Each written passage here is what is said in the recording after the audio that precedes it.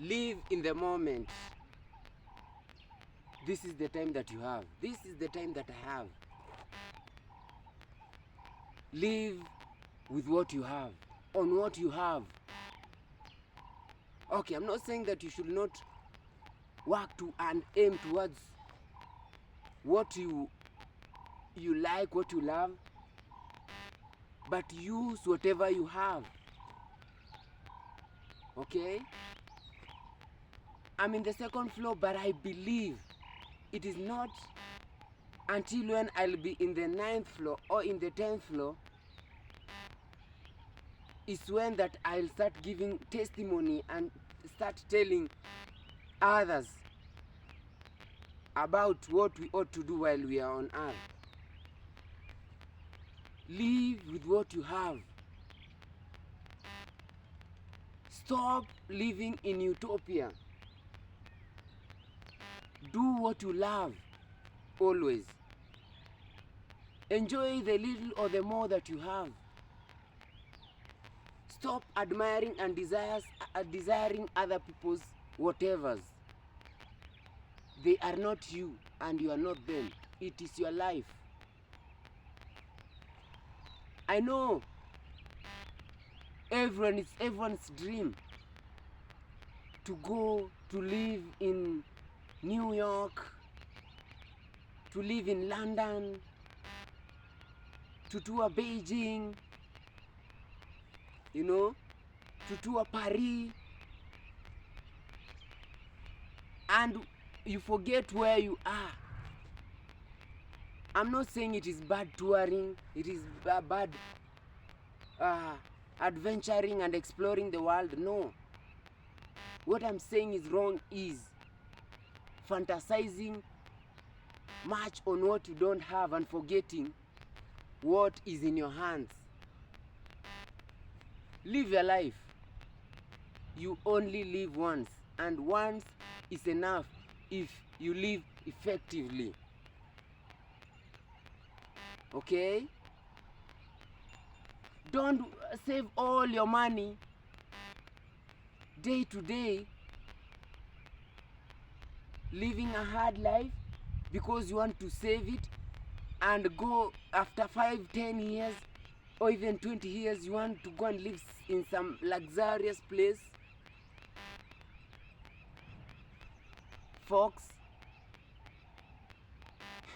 you are digging your own grave.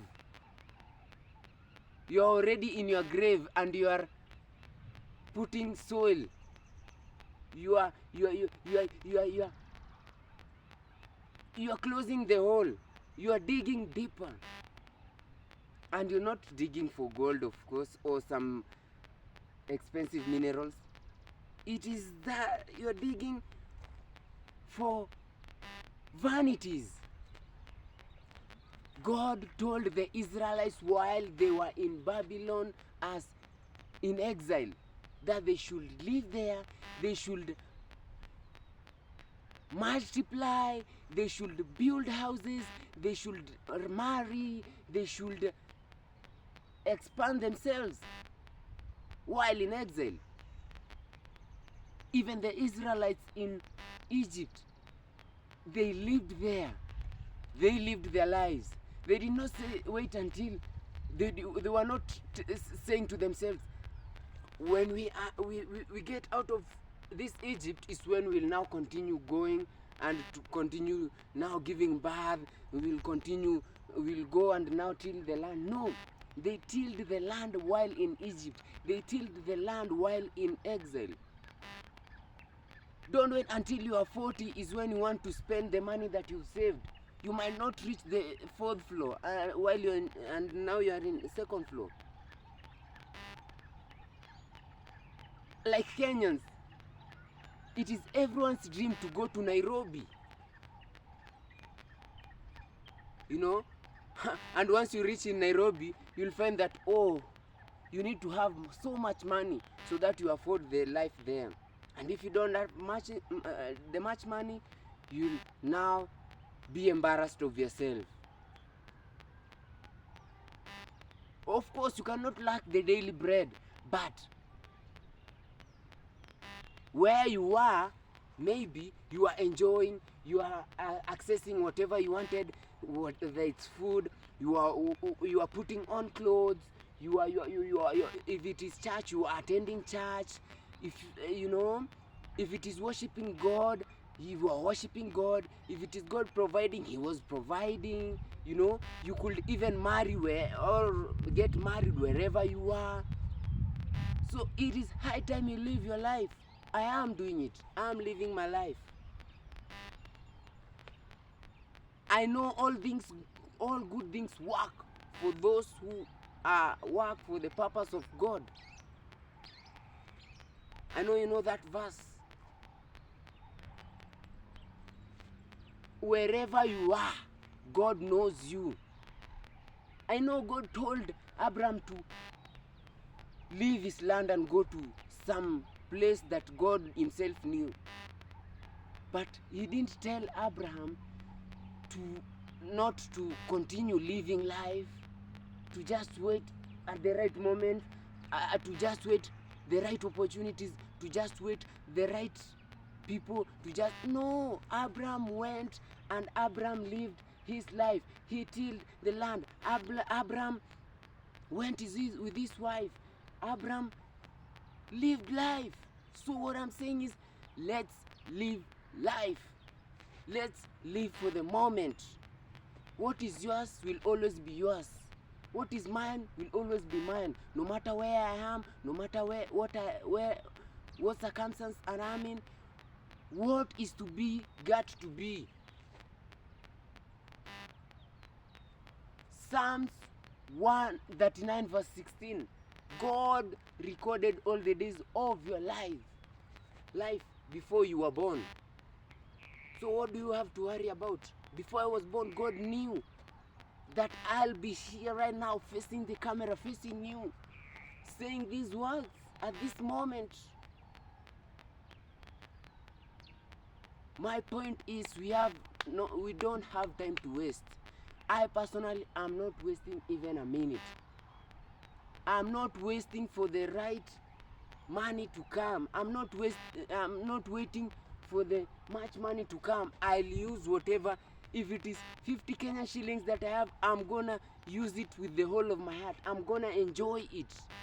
I'm not waiting for the millions. I'm not waiting to meet Elon Musk so that I feel like the happiest man. I feel like I'm not waiting to meet the Kenyan president or whoever powerful person in the world is so that I feel like I'm also a human being. I'll enjoy it because I don't know about tomorrow. God is saying that He's doing mighty and great things. The only thing that I have to do and you have to do is wholeheartedly believe and trust in His ways. He's doing a new thing. Leave alone your imaginations. Put aside your imaginations.